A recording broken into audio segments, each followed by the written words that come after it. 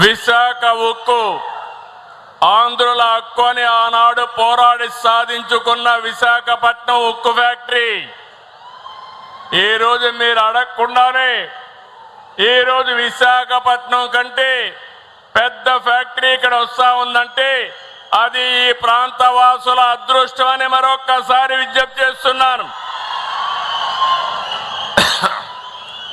ఈ రెండు ఉక్కు పరిశ్రమలు దేశ ఉక్కు రంగంలో మన రాష్ట్రాన్ని మరింత ఉన్నత స్థాయిలో నిలబెడతాయి. Arcelor Mittal, Nippon steel India limited green field steel ప్లాంట్కి ఈరోజు శంకుస్థాపన చేసుకున్నాం. ఇది ఇండస్ట్రియల్ సెక్టర్లోనే అతి పెద్ద మలుపు, గొప్ప ముందడుగు. విశాఖ ఉక్కు మన ఆత్మ గౌరవం అయితే నేటి ఏఎంఎన్ఎస్ పరిశ్రమ మన సత్తాను ప్రపంచానికి చాటి చెప్పే పరిశ్రమ.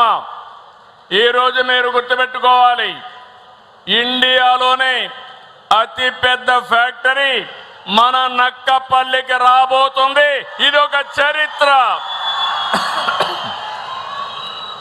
రెండోది, ఈరోజు కూడా ఆర్సీఆర్ మిత్తల్ అంటే భారతదేశంలోనే కాదు ప్రపంచంలోనే నెంబర్ 1 ఉక్కు పరిశ్రమకు ఆద్యుడని చెప్పి మరొక్కసారి మీ అందరికీ విజ్ఞప్తి చేస్తున్నాను.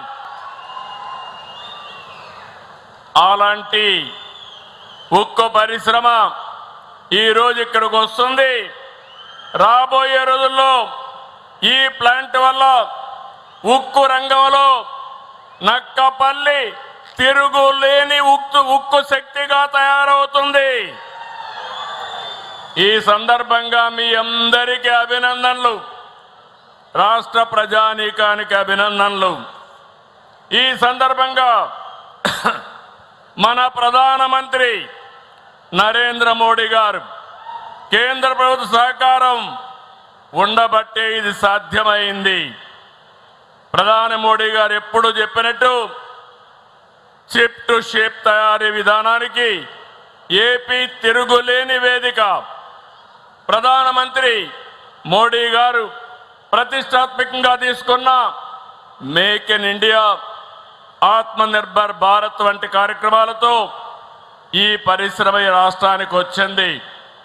మీరు గుర్తుపెట్టుకోవాలి, ఆ రోజు నేను కానీ మా మిత్రుడు పవన్ కళ్యాణ్ గారు ఎన్నికల కంటే ముందు ఒక మాట మీ అందరికీ చెప్పాం. రాష్ట్రాన్ని పునర్నిర్మాణం చేస్తామని చెప్పామా లేదా అని మిమ్మల్ని అడుగుతున్నాను. అభివృద్ధి, సంక్షేమం, సుపరిపాలన ఇవన్నీ 3 చేస్తామని చెప్పి 20 నెలల్లో చేసి చూపించిన ఘనత ఈ కూటమి ప్రభుత్వానిదని మరొక్కసారి మీ అందరికీ విజ్ఞప్తి చేస్తున్నాను. అందుకే ఈరోజు మిత్రుడు పవన్ కళ్యాణ్ గారిని మనస్ఫూర్తిగా అభినందిస్తున్నా. నేను ఏ పని తలపెట్టినా అన్కండిషనల్ సపోర్ట్ ఇచ్చినటువంటి మిత్రుడు పవన్ కళ్యాణ్ ని మరొకసారి అభినందిస్తున్నా.